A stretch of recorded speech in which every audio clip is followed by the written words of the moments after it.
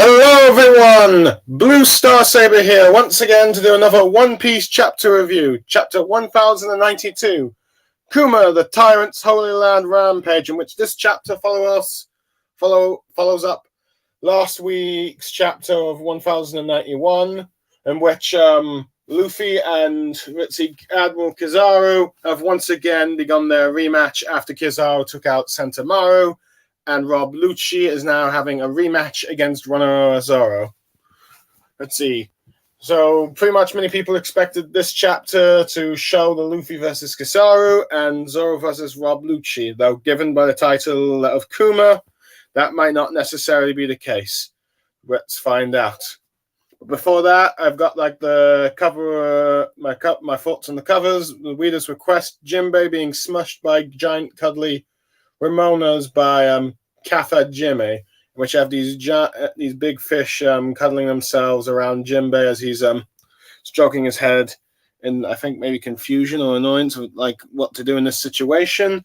Now, I understanding that these Ramonas are what Remoraid's are based off of, the Pokemon that go underneath Mantine, and how in Gen 4 that the Mantike evolve when you have a Remoraid in your party to Mantine. So, yeah, that's a little bit of interesting information there. But yeah, I think it's a nice little cover, and it shows Jinbei's affiliation with fish. But anyway, on to the actual chapter, in which it actually begins on the previous day due to the narration box in Marie-Joie, in which they Kuma has finally climbed up to the top, and you have world nobles and their guards, trying to restrain him. Well, the world nobles are ordering the royal guards they have to restrain him, but he's proving too much for them. And that he's planning on doing, and they think he's planning to do some devastation to them, regardless of what it might be. And he uses the move Usha Shock in the giant bear paw technique. That causes a shockwave, wiping all the guards out or blowing them away. And in front of him turns out to be none other than, Fleet Admiral Sakazuki, or Akainu, if you will, as he's wondering what Kuma's doing since the Revolutionary Army was here the other day. Well, it's probably a couple of weeks, to be honest, but let's see, as he says Kuma must answer for his destruction on this land. As one of the royal guards mentions Sakazuki's name, he gets kicked down by the world nobles who criticizing their soldiers and complain to to Akayuna about how they couldn't get something like lobster last night. And it was furious that they had to Gal to tell them that they were out. As many of them are complaining that this has never happened before them before.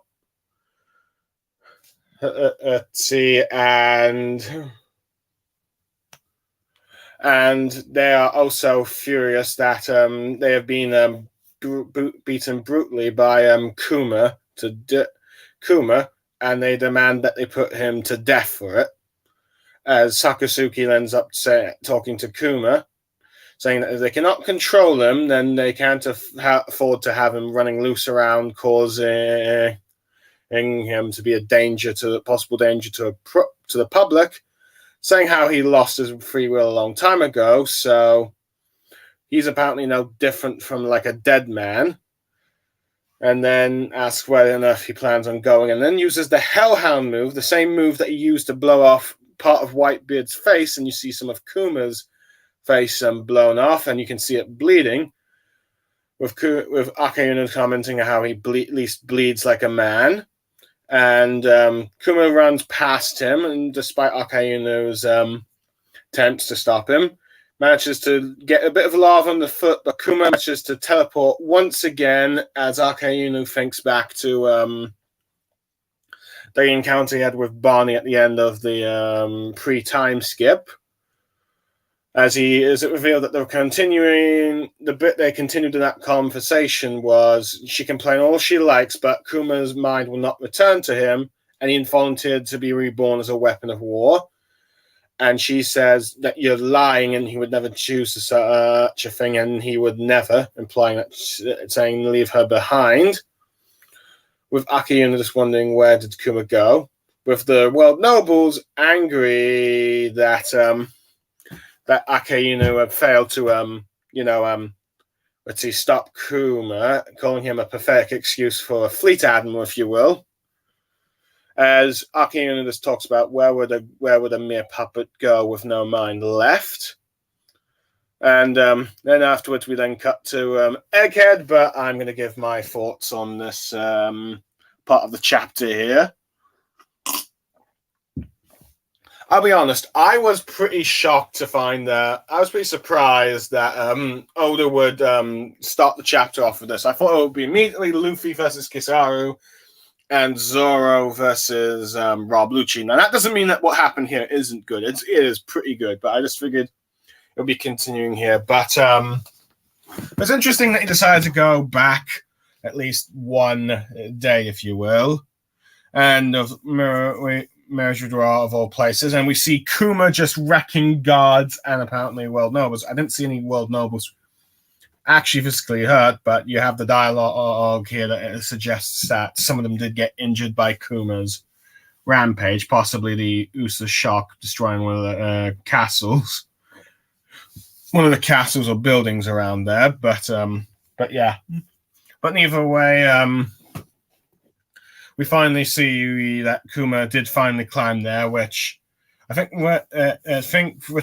most people expected that to happen, as I think many people theorized he was going to tackle the world nobles and the five elders and maybe Imu, or however you want to pronounce it. But clearly, by the end of clearly he fled, so that was not the case. Which, to be honest, I'm pretty certain. I was pretty convinced that he was going to go to Egghead to try and rescue Bonnie, or maybe Vegapunk, but who knows? We'll find out. Maybe I think some people could theorize that he was connected to all the other Ritzy Pafistas, and we heard Rob Lucci saying that they're going to try and kill Bonnie.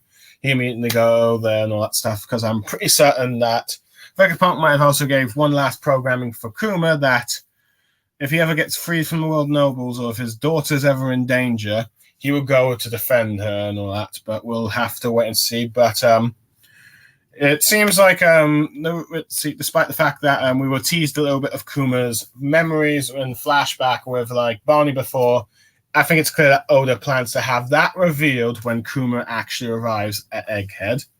But yeah, but it is nice to see but it's also nice to see just the world nobles, suffering more from the food shortages that the Revolutionary Army has been doing, and their own arrogance. They cannot see the irony and the double standards in which they've took food from everyone. But I really like how Oda's playing this sort of theme of food that you've been seeing a lot in Wano and in this arc, where the revolutionaries are giving a taste of their own medicine, cutting off their supplies, and sort of like a guerrilla warfare, if you will.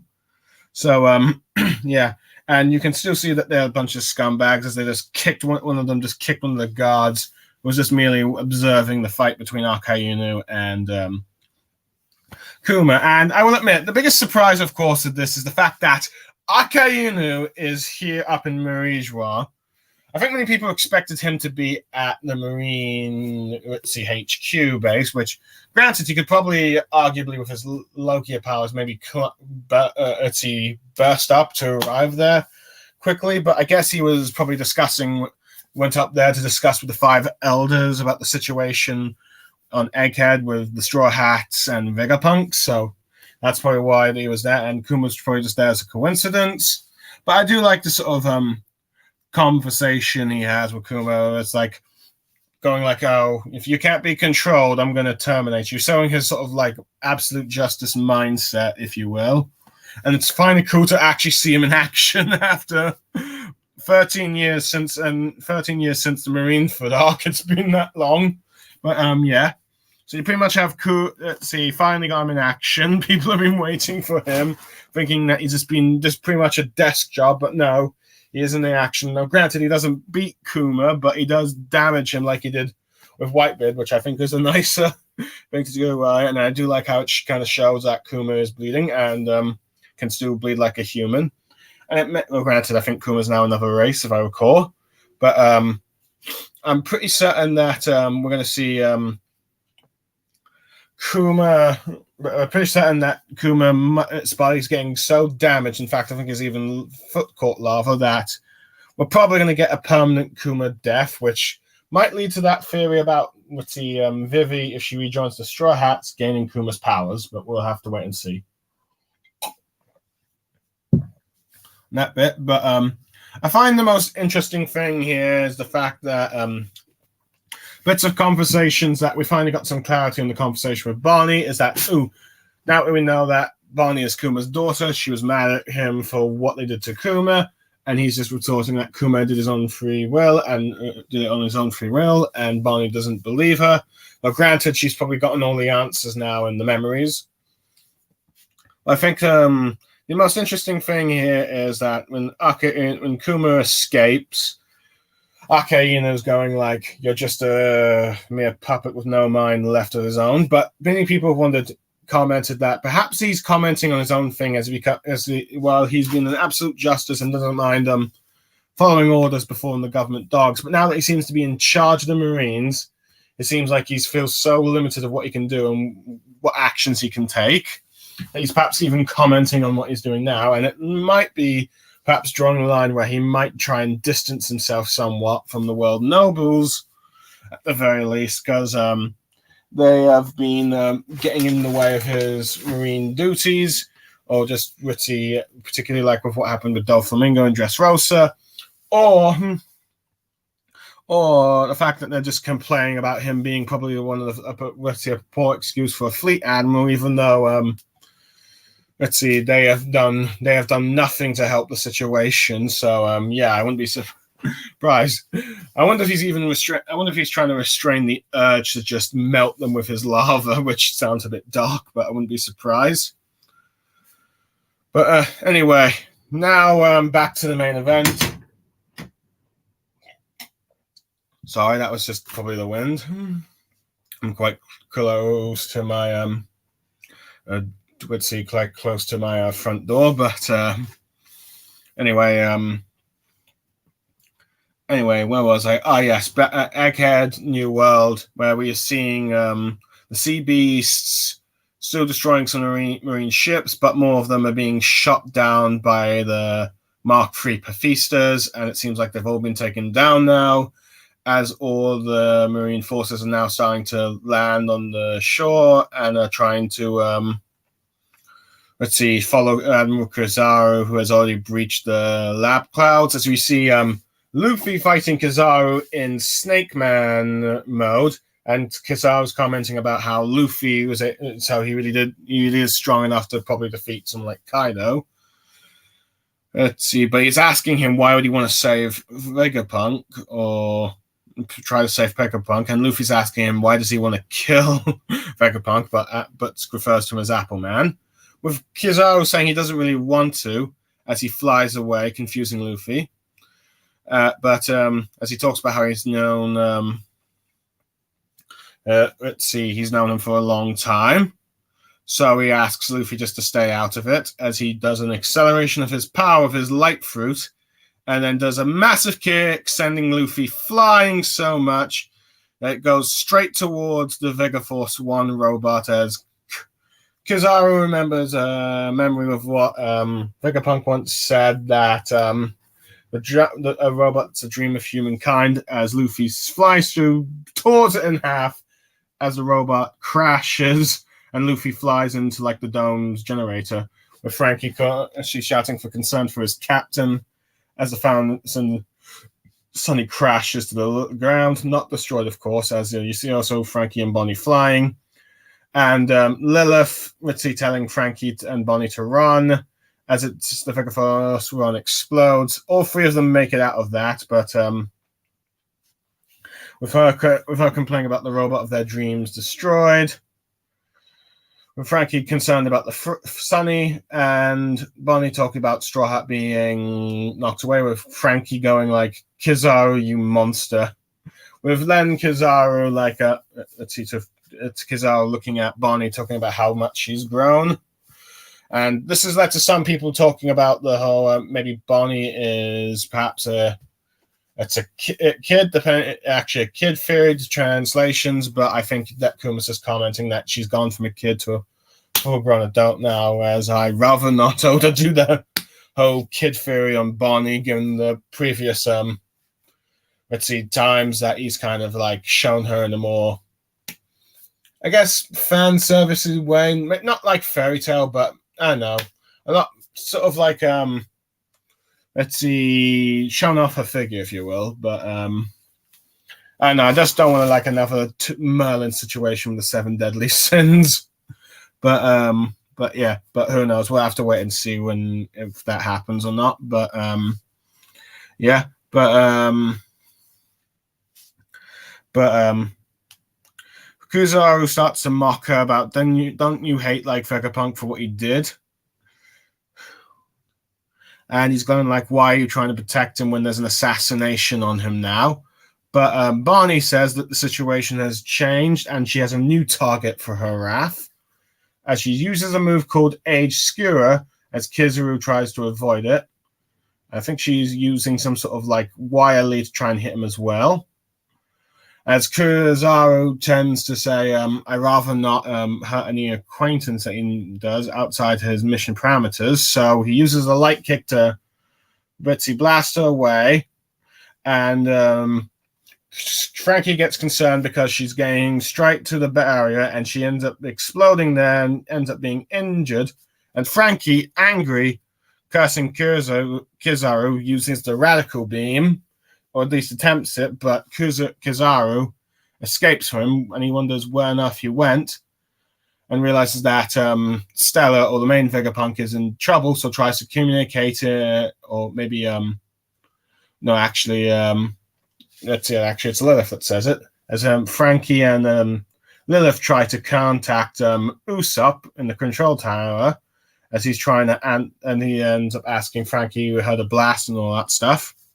As you see, the Stella Vegapunk, or main Vegapunk, celebrating that they've cracked the code.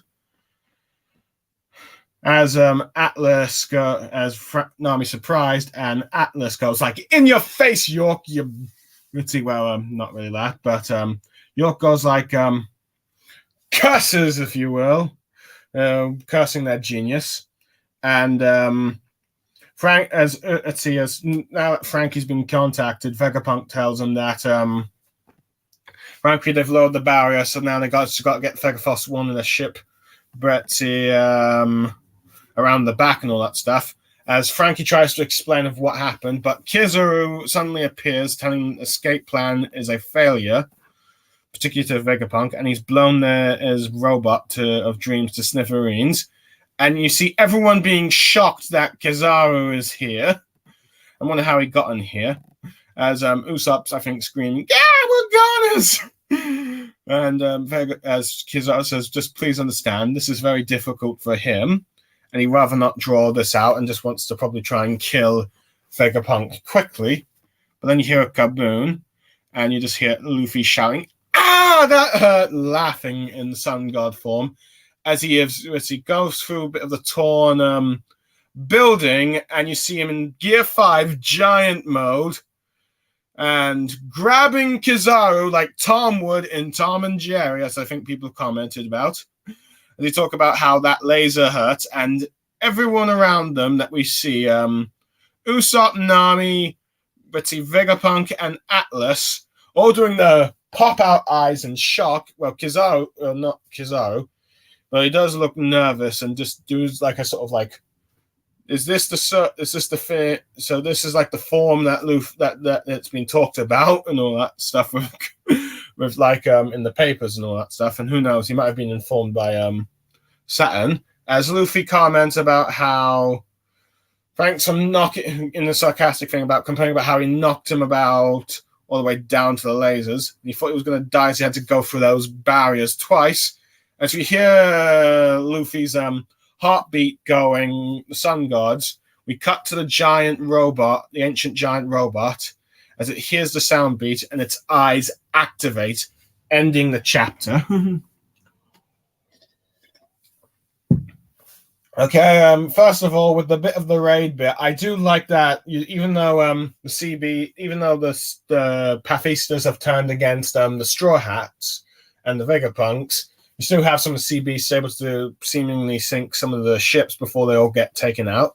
But it's clear that all the CBs are now off the battlefield, so now that means that only the Pathistas are still there, and the Marines now are able to land there. So there's now a lot of Marine forces there. So arguably the vice admirals and with the Marine forces and the Pathista and the Mark III Pathistas are now going to charge the Eggheads. So the Straw Hats might need to end up fighting some of them a bit, though. I am curious to see how they are going to try and stop them, but yeah, as they're trying to follow Kizaru. Now, I will admit, now as for like the main event, Luffy versus Kizaru, or at least we're seeing bits of it, I will admit I'm a bit surprised that I'm seeing. One hand, I'm a bit surprised that we're going to Snake Man already. I thought Luffy would just fight a bit with like his normal self for a while. But you know what? I think it makes. But I always had a feeling that Luffy might have tried to start off the fight with. At least Luffy would try and fight a bit normally first before going to Snake Man. But I think it does make sense, and I always predicted that when Luffy was going to fight Kizaru, he was going to use the Snake Man mode because of its speed, and because Kizaru is arguably the fastest person in the world of One Piece, since he's pretty much made of light. So yeah.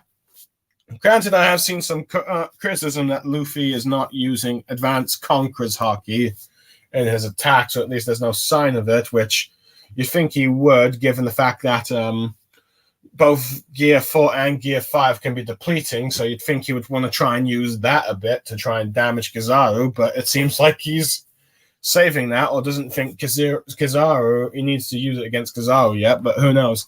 But perhaps this is maybe more of a flaw in Luffy's fighting, where he doesn't think he needs to use it all the time, but after this fight against Kizaru, he'll probably realize, you know what, I gotta start practicing and using, Conqueror's Haki. I might have enjoying fun with Gear 5, and even maybe sometimes Gear 4, but I need to take these fights seriously, because the Marines are and the Royal Government are gonna now send all their big guns against him now, since he's a Yonko, and not to mention there's the other Yonko to deal with, but yeah. But I do like how Kizaru seems to acknowledge that that Luffy is strong enough that he could have possibly defeated Kaido. Now, granted, I'm now wondering, because of how well Kizaru is doing against Luffy, people are wondering if Kizaru might actually have been able to take down Kaido, since Kizaru wanted to try and intervene in Big Mom and Kaido meeting up, but Akainu told him not to, but who knows? But I think, Kizaru is probably the strongest, of the three current admirals, probably the strongest, as it seems like Akainu, Aokiji, and Kizaru are probably a bit more higher level than probably admirals, the two new Ritzy Green Bull and Fujitora, though, and again, they're probably new admirals, so it makes sense that Kizaru, Akainu, and Aokiji would probably be stronger, but yeah. But I do like how you got a bit of dialogue between the two of them, asking, why do you want to protect Ritzy Vegapunk, and why do you want to kill him? But it also leads to more depth to like Kizaru's character, because he clearly does not, because he keeps talking about how he clearly does not want to kill Vegapunk, and you can clearly tell that they seem to be some friends in the last chapter with all the flashbacks there, and even see in this chapter where Kizaru, Vegapunk, would see in the flashback where you see Vegapunk telling Kizaru about he created the Vega Force One, the robot of dreams. So it's clear that they have a very positive work relationship before the events of like the Egghead incident, or Egghead Sage, if you will. But I do like how Kizaru tries to goes for a way to speed up and then do powerful attacks.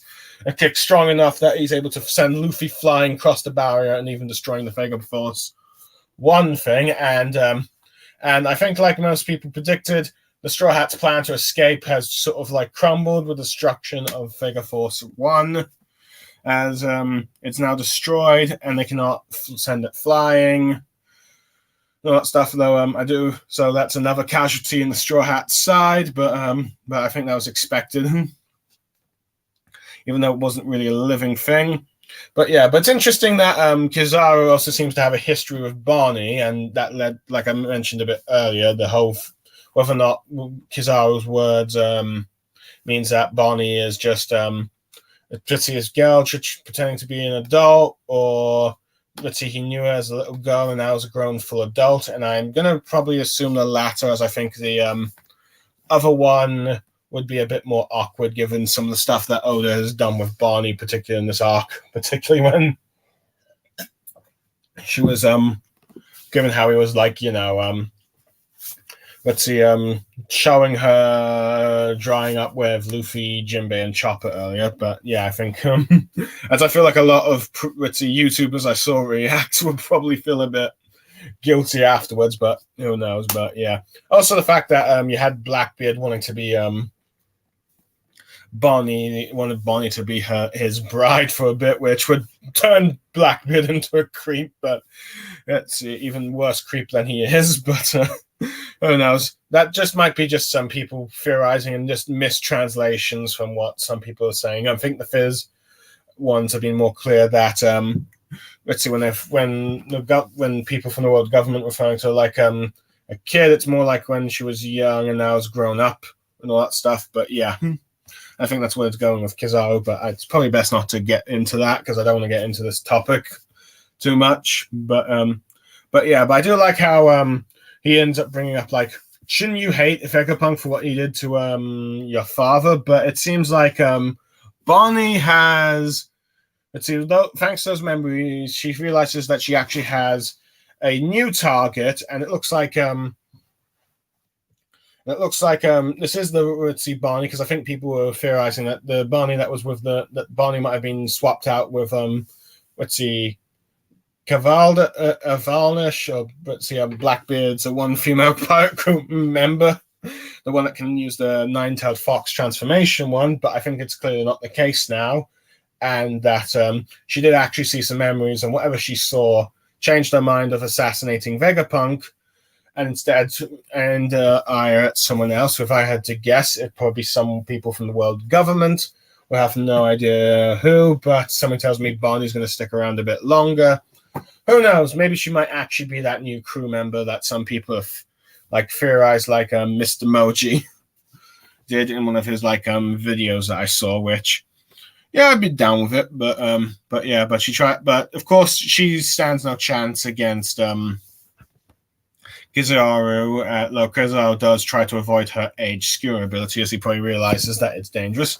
But it's also interesting that Kizaru knows Barney long enough that he also doesn't really want to harm her, but still does a very devastating kick to her into the barrier.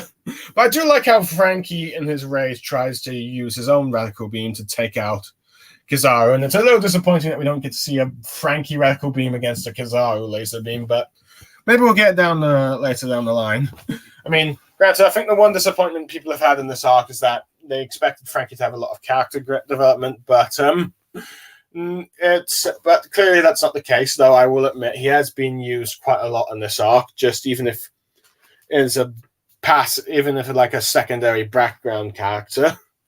So I'm all for that because he's like the Vegapunk fanboy. But yeah, I do like how he's trying to quickly warn everyone. I think many people find this disappointing, that the fact that we didn't learn what was the actual code that York put for like the whole barriers and all that. Though granted, I figured Luffy was going to say something like "meat," and then it just activates with something so simple. But then again, you have 3 Vegapunks, let's see, who are geniuses trying to crack it, so it probably makes sense that they would do it. I do like how Atlas goes like, "In your face, York," as now all the Vegapunks now hate her for her treachery, particularly Lilith and Atlas. And I do like how she's like, "Curses!" like a Saturday morning cartoon villain.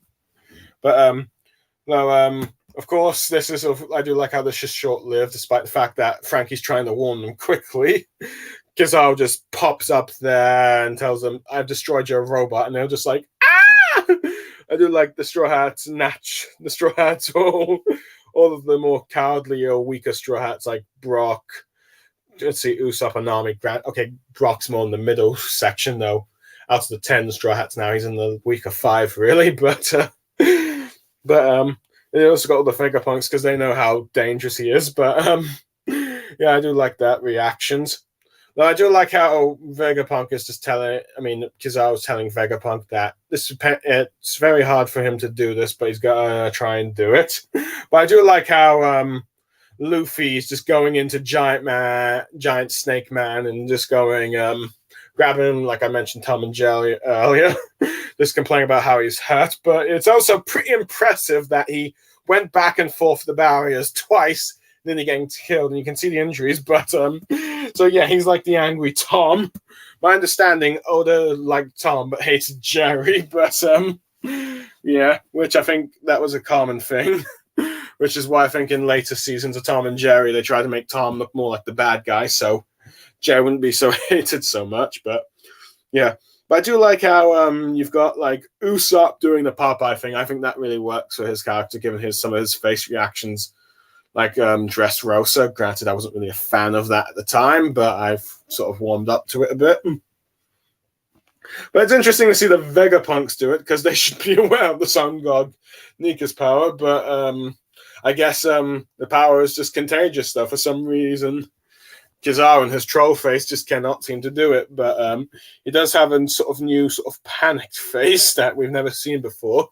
So it is interesting that he realized just how serious dangerous this form is. It makes me wonder if the admirals, at the very least, have been warned that the extent of Luffy's powers are by the 5 elders, though who knows, or at least Saturn has told Kizaru what Luffy's capable of. Though maybe he's not going all the full details about it being the Sun God Nika's true form, but who knows? But yeah, but I do like how Luffy is just grabbing him and is clearly ready to try and take him down. I have a feeling that Kizaru is going to escape. Though, granted, I am wondering if Luffy's going to realize he needs to use Conqueror's Haki after this bit. But I think the most interesting thing, and I think with so many people have theorized that the giant robot has awakened. I think many people expected the giant robot to activate after Luffy using his Sun God powers. Though I think the interesting thing, it didn't activate before, but now that Luffy's in giant mode, it seems like his heart is beating louder and louder. It seems to have gone a much more bigger distance, that it's managed to hurt him, or Luffy needs to be in giant form for it to hear it, but who knows? I guess we'll find out. But it seems that we've got a replacement robot to help the Straw Hats escape, or maybe even fight off the world government forces, but who knows? So we'll just have to wait and see what this robot is. I wouldn't be surprised if we get a sort of scene where the robot goes like how that one Transformers Fall of Cybertron trailer, you had Optimus Prime awakening Metroplex, and he says, Metroplex heeds the call of the last Prime, and you get this robot going like, I heed the call of the Sun God Nika or something, but we'll just have to wait and see. But overall, it was a very good chapter. Even though we didn't see Zoro versus Rob Lucci, we did get to see a little bit of Kuma versus Akainu, and more of the world nobles complaining about their loss of food storages. Kuma disappearing, just climbing up to the top of the red line, which I'm assuming the red line prevents him from doing a full-on travel around the world like his powers should do. And he's clearly and he needs to climb up the top there to head to Egghead. And also, Ritzy Akainu's own words about someone being a puppet, which might be towards him, perhaps. More of Kizaru's character and reluctance to kill Vegapunk, and more of his friendship. Luffy using both Snake Man and Gear 5, though we'll admit there's disappointment in no Conqueror's Haki. And even a little bit of Frankie and Barney trying to fight Ritzy Kizaru, but them escaping until he arrives at the lab. Ritzy destroying their plans of escape, and Luffy activating the giant robot, which I think people have been waiting to see happen. But yeah, but the battle's underway, and it's really exciting. Who knows how more it's last? For the moment, I'm giving this chapter a 9 out of 10 Very good chapter. Pretty. For those who have listened to this review, I hope you enjoy what I had to say. But I am Blue Star Saber, signing off. Thank you and goodbye for now.